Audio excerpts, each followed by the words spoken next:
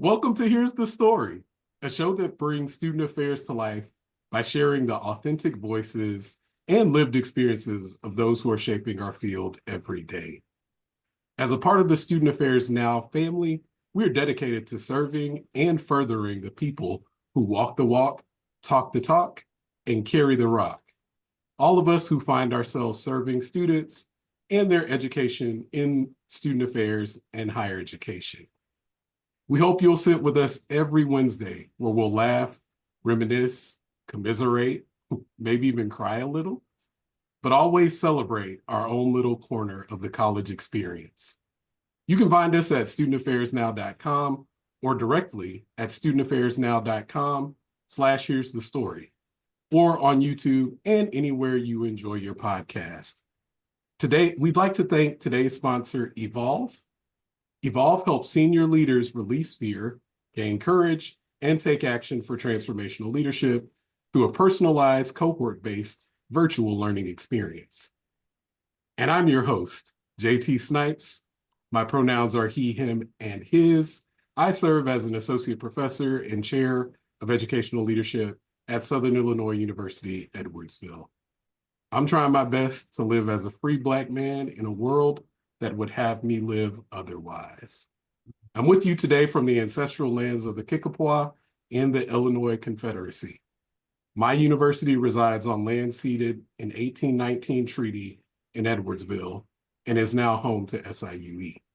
I'm here with my wonderful co-host, Helena. Helena, hopefully That's Matt can okay. edit that out. That's okay. I'm Helena Gardner, and my pronouns are she, her, hers. I serve as the Director of Residence Education and Housing Services at Michigan State University. I live my life as a mom, a sister, a daughter, a friend, and a mentor. I'm with you today from the ancestral, traditional, and contemporary lands of the Anishinaabe, Three Fires Confederacy of Ojibwa, Ottawa, and Potawatomi peoples. The university resides on land ceded in the 1819 Treaty of Saginaw and is home to Michigan State University. Helena, so glad to be with you today. And now I want to introduce my friend Neil, who has a story to tell.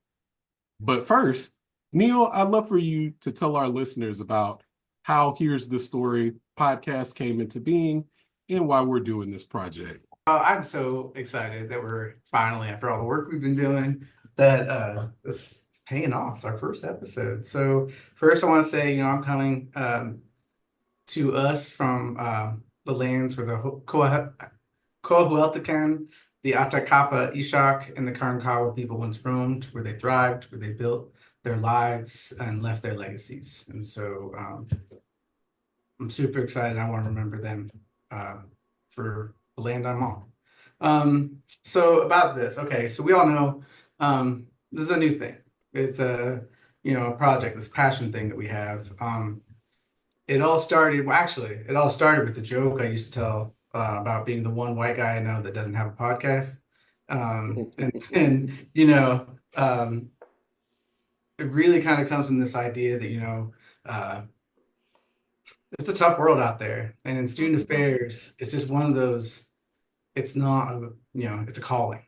It's not Yeah. a profession so much, and it's tough out there. Like, we are problem solvers, and so often we're the ones who get called to clean up messes. Yeah. And it's one of those jobs where, like, when you're operating at peak, and you are doing excellent, amazing work. What you're really doing is you're taking all your talent and you're applying it to a situation so that you can keep it from getting worse. Yeah. It's really, really hard sometimes to celebrate how you kept disaster from becoming just a full-on fiasco. It's really hard to celebrate that sometimes. Yeah, it's thankless sometimes. Yeah, I mean, I think we get thanks, but it's just not the same. Yeah. And I think it's really, really easy, especially today in this world where we reward cynicism. It's really, really hard, or maybe it's easy to get into a rough spot, and it's hard sometimes to, like, find the good And the thing is that we all know there's a ton of good. Oh, yeah. Like we get enough wins usually to keep us going. And I think that what we need right now is just kind of a space where we can kind of honor that. I know talking with us, like we want to, put joy at the center because joy is there. And you can grow a lot of good out of a little bit of joy. Yeah. So, we just want to create a space where we could be um, light and warmth to each other in all the ways that needs to be. Um, so Oh, yeah, that's uh, beautiful. well, Light and warmth light and warmth. And and joy. so, yeah. So So I, tell us a little bit about yourself. yeah. So, my name is Neil E. Galimo, PhD. I am blessed to be the director of campus living and learning here at Texas A&M University's Galveston campus. Um, basically I'm over conduct, housing, and camps and conferences, all that fun stuff. And I've been here for this will be my 19th fall, and I thought it'd be No way. yeah, I thought I'd be here for 3 years, just long enough to earn the statue they're going to put up on me some, Right. and I just fell in love, and they keep failing up really, and so they keep letting me write my ticket. So um, I love this campus; it's great. That's excellent. Yeah, I can't believe you've been there for 19 yeah, years. So, yeah. My so, career is enough to have gone here, so like that's a so listeners, Neil and I go way back to undergrad, actually, in Oh, the wow. early aughts. So I mean, I guess it has been 19 years if it goes back to the early aughts, our friendship. We met in college. yeah. Wow, I'm sorry. I'm just derailed for a second I because 19 years? Do you know the stories you've seen in the institution? mean, I'm actually getting really excited, Helena, about Neil's story. Me too. Me Because too. Because you're 19 years, like that's hundreds of stories. Hundreds. What'd you say, Neil? Filling up? It's a lot. that's failing up. That's right. so yeah, Neil, if you could tell us tell us your story. Yeah, yeah, okay. So I had to think long and hard. We're so interested in finding out other people's stories. What do I have? So, all right. Um, you call this one Hurricane Patty and the Hamster. So, all right, this is back in 2020, right? Late August of 2020. I live in Galveston, and we have had to get really good at dealing with disaster, right? Because we are in a disaster-prone area, namely hurricanes. Yeah. My second year here was Hurricane Ike, um, which just was devastated the entire university. And so since then, we actually relocated for a whole semester to College Station, and that was just to this day. I don't know if I could ever do that again. Um, and so we've had to get really, really good at making plans. And so um, we do about once a year, we have like what we call hurrication, where we have like might be a close miss, Mm, anytime there's a storm that enters the Gulf. And we know we have protocols, we know exactly um what we're gonna do if we need to leave. And we've gotten pretty good at it. But then you had 2020, right? 2020, man, it was one of the hardest summers ever. yeah. Late August of I don't know, I was so scared and so wasn't sure how I we were going to keep our students safe. We were just operating without a net. And honestly, I had a my first panic attack that summer. I never had one before. And yeah, so we had the pandemic happening, and there's all this scariness about were people going to wear masks and like basic things like that. And when you don't have a grip on that, like how can you have a grip on anything else? But um, leading my department where all the students live, if there's going to be an outbreak, it's going to be there. Um, I just felt all this pressure. So honestly, this story is kind of about how you don't always have a say. And so, all right, so August 20th, I think, was when the storm first, it was Hurricane Laura came in. And I don't know what you guys know about hurricane, but like they have that 3 or 2/3 probability cone. And the university, like where Galveston was, we were on the edge. Like we were on the edge of the cone Hmm. the entire time. Like 5 days out, it didn't move. We were on the edge and like, okay, are we gonna get hit? Or are we gonna not get hit? And it's kind of dangerous to put people, you don't want to put students on the road if you don't have to, right? And so we take that really, really seriously. And it's just kind of this, are they, aren't they? And when we got to about 3 days out, we decided it's just it's not worth taking a chance over. And so we decided to evacuate. So when we evacuate, we go up to College Station and usually we'll rent out like a hotel or something. And most students go home or they go home with a friend or a roommate. But we always have about, I don't know, 75-ish who don't have nowhere else to go. And so we put them up and basically we kind of like take over a hotel and make it, Tamug North. And, my whole crew, all my housing professionals, and then usually some other professionals from student affairs, they'll evacuate with us. And we just basically like reproduce our business up there. And we really concentrate on making sure our students have resources and that they have as close to normal as we could. And I'll tell you, we had COVID and we always had buses that come down from College Station, and the idea of putting students Wow. in enclosed areas. Wow. So I'm super proud of the work we did, though. I'll never forget my associate director. She's my rock. She's awesome, Sarah, and she's a diminutive but mighty woman. And I'll never forget her leading a whole group of students who are about to hop on this bus and be in close proximity and like doing the nose swabs. And she's like, "You're gonna do this and then this," and if you know her, it was really, really something because Sarah didn't say something unless there's something to say. And so I just never forget that. And then, for us, my wife, and she has her people are from Austin. And so the plan was for her to take my daughters to Austin and be with her family. That way I can just work. And I can just, concentrate on that. So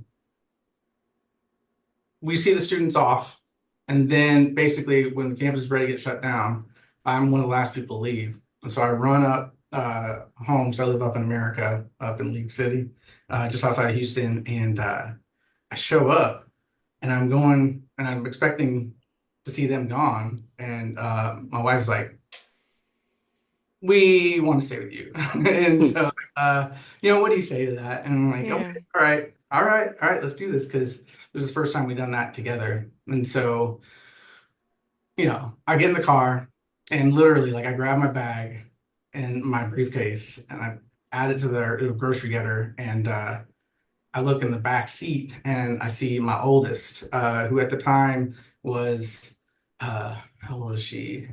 She was 7.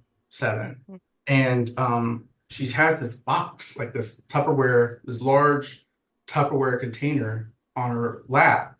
And I was, "What's that? Hat?" And she said, "This is chocolate, my hamster." And I just remember thinking, and she had a hole cut in the top. And I just remember thinking, like, Wow. we don't need to bring the hamster, really. Like, if we're gone for a week, we can do a feeder. And, like, the part of me that thought that was not the part that was thinking, because my daughter and this hamster are close. Like, they are best friends. And, like, I believe in ESAs because of my daughter's relationship with this hamster. So this hamster named Chocolate. So we go to College Station. And I'm nervous because, with the lease and every agreement, I came up with this hotel. It was the Aloft Hotel in College Station. Still a big shout out to them because they were amazing. Um, Actually, now I'm thinking about it, this might get in trouble. Oh well. So the deal we worked out was, we have people who have their animals, and my whole staff, big, like their animals are the babies, and so Yeah. um, so I just kind of worked it out where like they're all going to be ESAs and dogs and cats, and they were pretty specific about that. And then I realized like we're bringing a hamster. Like, how is this going to work? And so, there's so many other things to worry about. I don't really think about it twice. So we go back, we get everybody set up in the room, and the rooms were not as big as we had would hope, but they were enough. And so we're sleeping that first night. I don't know if anybody has kids. Sleeping in a hotel is just a joke. But I'm so tired already, but I know I've got a lot ahead of me, and so. I made sure though that I put my laptop over the top of this hole in this makeshift hamster cage, and I really I wake up next morning and the laptop has been moved, and so I'm like what happened? And my 7-year-old very matter of factly says, well, I chocolate needed air, and like I made sure there was air, like I'm not inhuman, and I'm just a dad. But so like, okay, well, how bad can it be? And I go in there, guys, chocolate is not in. No. No, yeah, it was just like, okay. And so we're looking through all the bedding and everything, Mhm. chocolate's not there. And so we immediately, and it's like 6 o'clock in the morning. I had like 4 hours of sleep, and we are. Oh my word. And I'm thinking like I'm trying to think all the stuff we gotta do, and also this hamster, and not just a hamster. It's like my daughter's best friend, and so we search in the room. We're tearing it upside down, and just nothing. And my wife is being very normal and freaking out, and I just kind of had to be like, babe, I gotta go, like I gotta go. And she I won't say what she said, but y'all can guess. And I'm like, man, I'm gonna once again have to learn to live with your disappointment.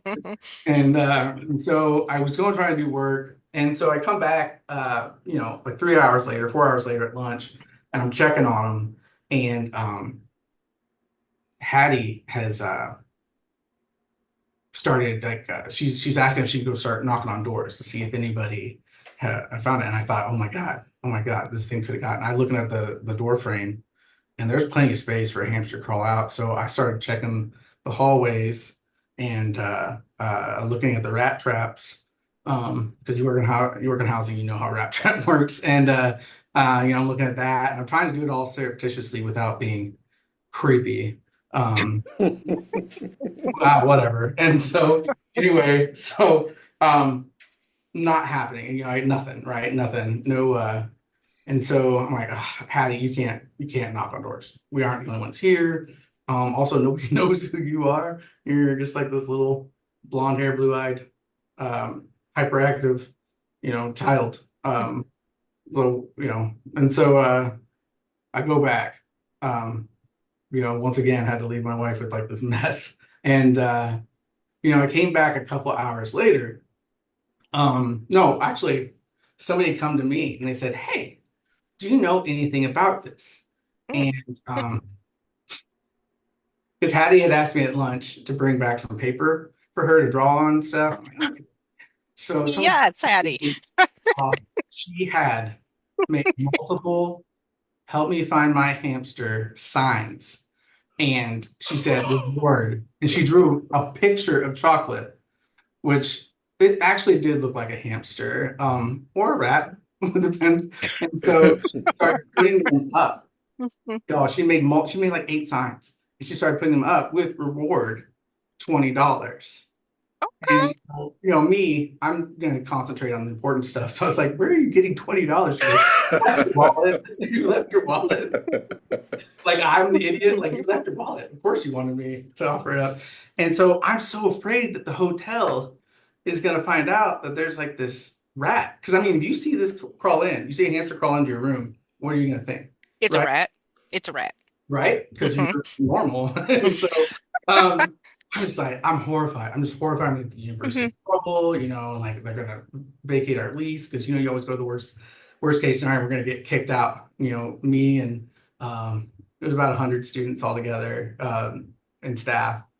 And it's just like I get, and meanwhile, this hurricane is bearing down on us and our campus. And we have one of my staff members who's never been through a hurricane and just was freaking out, like freaking out. And so we're trying to deal with all of this, like a hurricane within a hurricane. And and my daughter's like, just man, she got the most extreme parts of my wife's and my personality. Like she got my unearned confidence, get caught trying, work it out, everything's gonna work out just fine. And then she got my wife's like sense of direction or inability to course correct.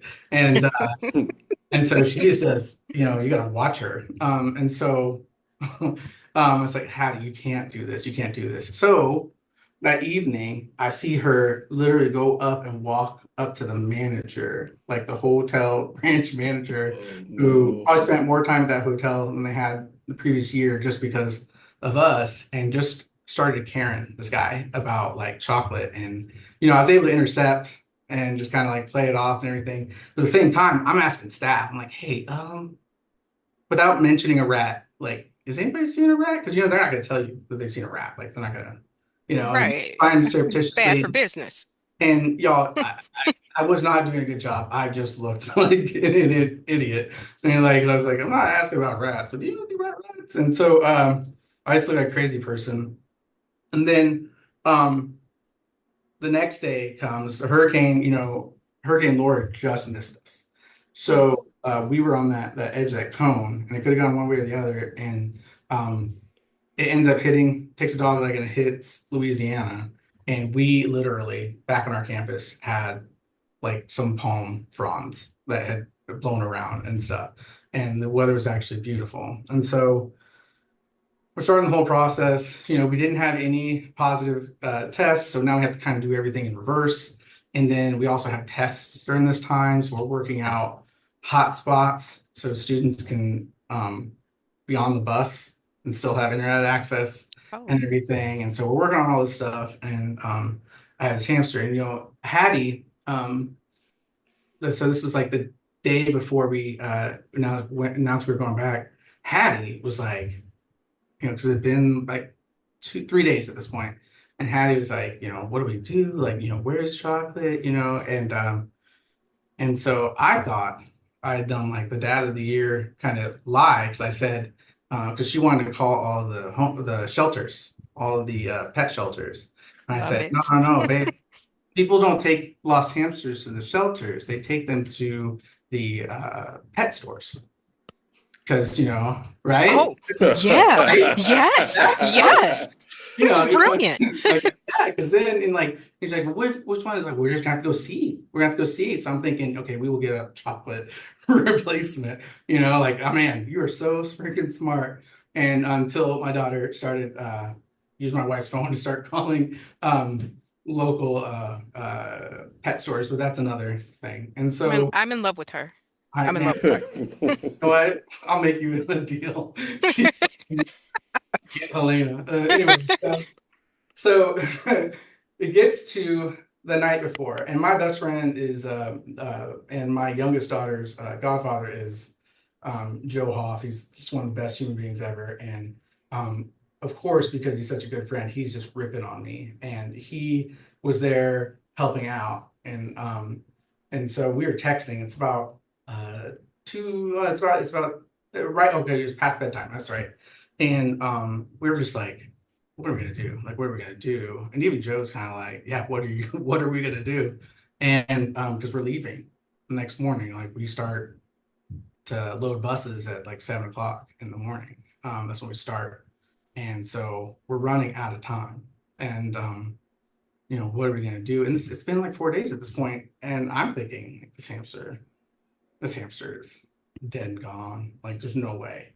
And so Hattie says, well, Dad, can I use, this is a 7-year-old, she's like, can I use your phone and, kind of look up stuff. I want to look at, or no, she's like, that's what she said. She said, can you use your phone and can you Google how to find my lost hamster in a hotel? I'm like, sure. You know what? Sure. Like, whatever. I used up all my good lies. Like, okay, sure. And so I do. And guys, Google will show you anything. I've seen this YouTube video about how to capture, like, set up a trap for a lost hamster. And it involves making a ramp with food, right, into a bucket. And apparently hamsters will jump into the bucket. And then, and so I'm like, you know what? I'm just gonna humor her. And my wife is done. Like she's done and my hero, but she's just like done because we had a 7-year-old and a 5-year-old, and they're both hyperactive. So and at that time unmedicated. So I'm like, sure. And we don't have a ramp. So I have some textbooks. So I was still, I was in my program at the time. And so I grabbed my textbooks, and we had a couple other stuff and basically stacked them up into a hotel trash can, right? And we had some food, but we knew it needed to be better than food. Like I really, if it's gonna get this hamster, we have to really, pull out all the stops. And so Hattie had snagged some trail mix, and so she had taken out the M&Ms, So appropriate. of course, and stacked them. I got a perfect line. And I'm like, okay. In my mind, I'm like, okay. I kind of wrote a check for myself. How am I going to get this? How am I going to break it to her in the morning? But that's a problem for 4 hours from now, Neil. And I'm, texting back and forth with Joe on it, and he's just a floor down, and he's like, I'm so glad I'm not you. And like, oh my God. And it's about 2 o'clock in the morning. We're supposed to be up in the office at 6, and I know I need sleep, but I can't. And I'm standing right next to this ramp, just kind of looking at it because I'd sent Joe a picture. And we're talking and everything, and I just kind of start rubbing my head, and then I hear a sound. And y'all, I look down and I'm mid-text to Joe. I look down and I see this hamster crawl within like an inch of my foot and start to go to the first book and then go to the next book and like up this ramp. And I just like, I thought I was seeing something. I just couldn't believe it. I told Joe, like, you're never gonna effing believe this.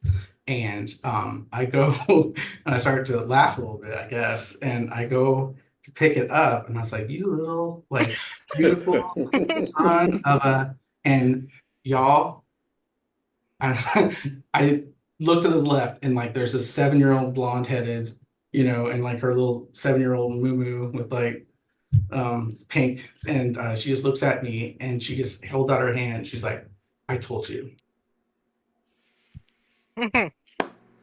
That And so, you guys, she's doing it. She's a leader. She is a leader. so we put the laptop over the top of this cage, and she's like, "Oh, chocolate, Mama knew that you were gonna be back. Like, Mama knew you were gonna be back. I knew it. You're my, And then she puts them up, and we put the laptop over the hole. And like, I don't think I slept at all that night. I heard every single and I could not stop looking at that box. And so probably like 5 hours go by, and we start to meet up in the office and everything. And y'all, Hattie on their way out to the car held up the hamster chocolate, this wonder hamster, to everybody. And I had so many students who just started clapping. Yay. You talk to them. They knew all about. I didn't know they knew about it, but everybody knew about this hamster that I was trying so hard to keep surreptitiously, searching for. And I did not fool anybody. And so I swear to God, this hamster got a standing applause, a round of applause from everybody in this lobby as Hattie she marched like with her head in the air, like finally people are giving me the praise I deserve. Like Hattie is that child just thinks everyone wants to hear her sing, and she's just and so like for the rest of my life, like I will never ever ever forget like that feeling. Like I wasn't even sure what we had been through. Usually I would be stressed, freaked out, worried about every single student, and I was, but I had this whole experience that just kind of underscored it. And at first, I was upset with my wife for changing the plan. Um, I don't know. To this day, it's one of my favorite stories ever. And you know, life provides if you let it. So there you go. That's my story. Mm,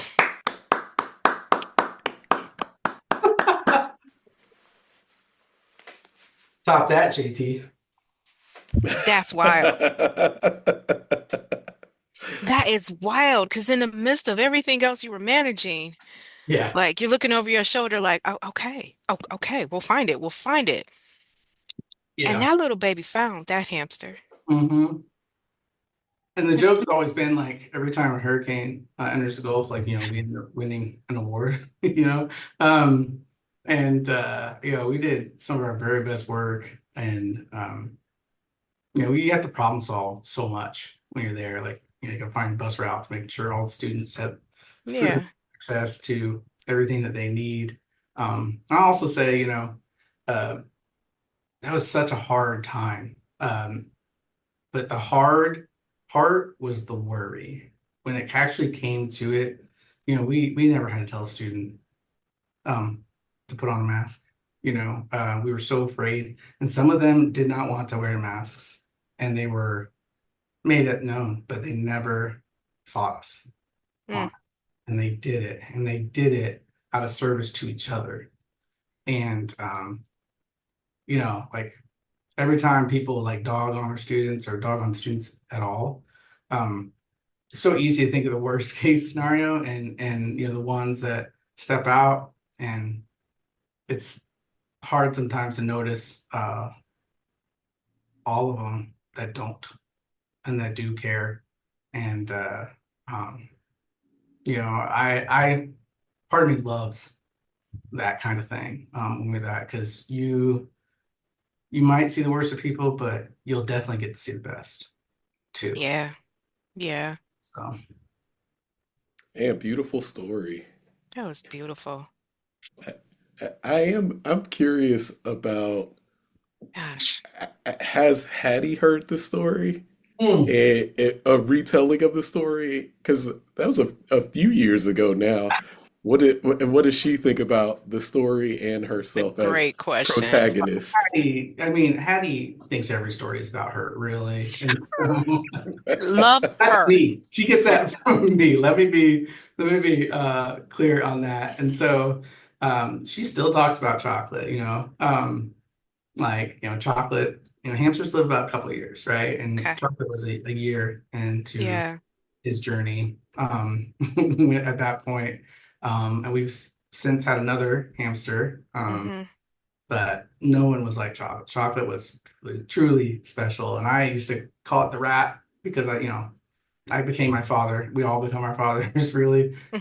And I call it the rat, and she, but man, even I like that little guy, and so yeah, she thinks it's great.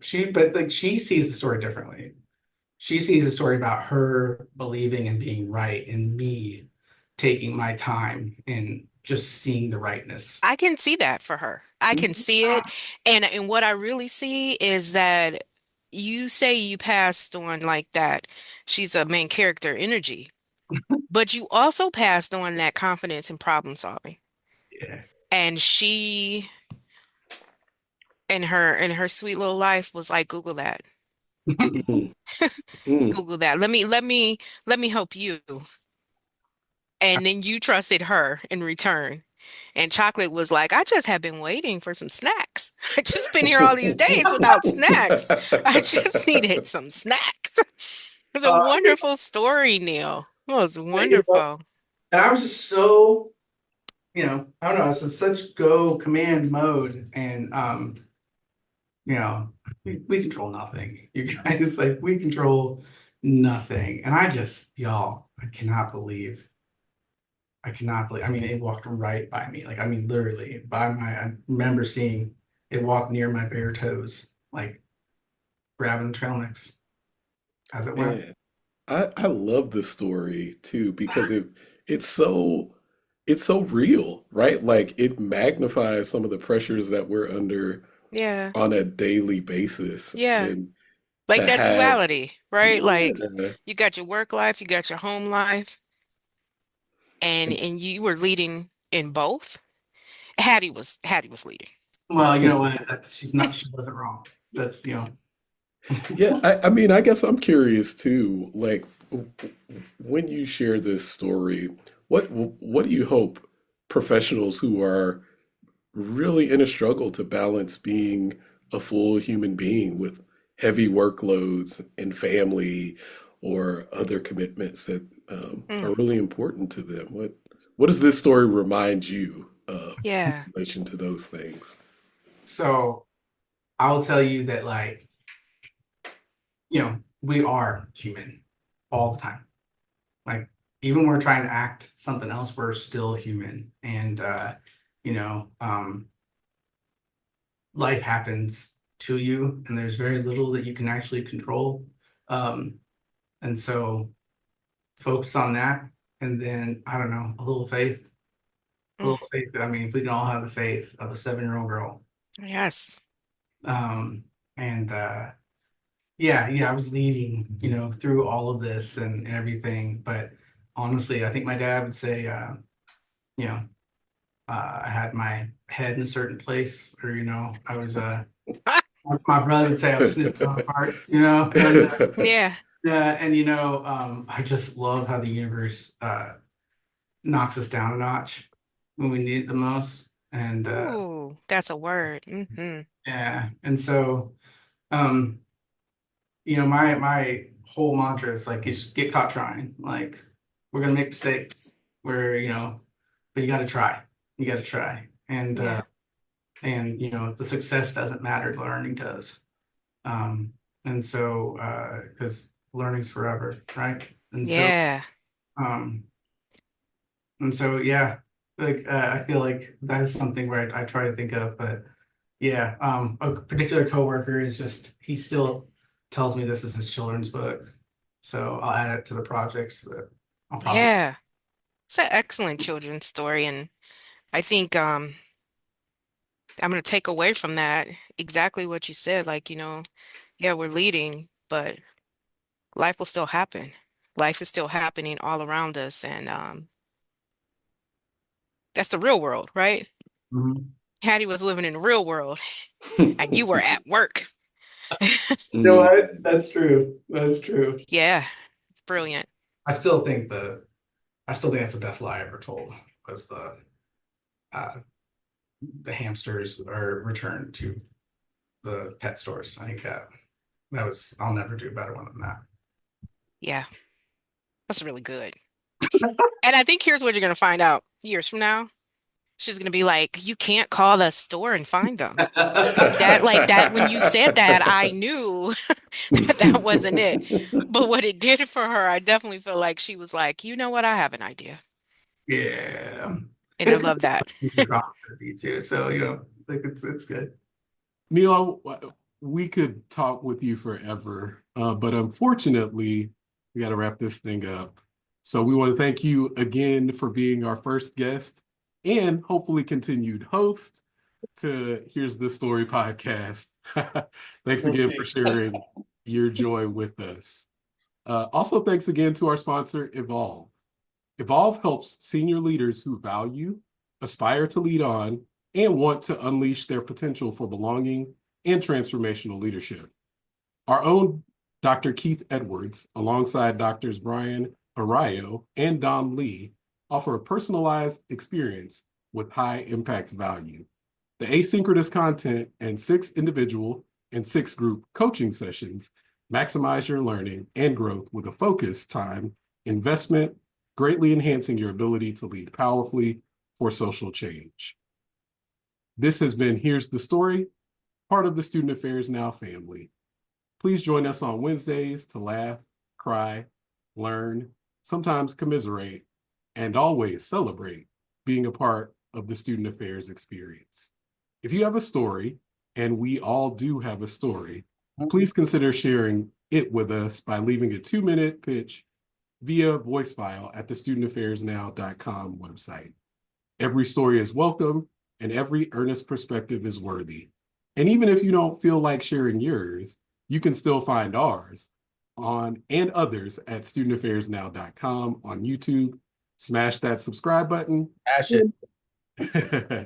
And anywhere you listen to podcasts. This episode has been edited by Nat Ambrossi. Thank you for making us look and sound good as we do. I'm your host, JT Snipes. And I'm Helena Gardner. We hope this has fled your flame a little bit because your light matters.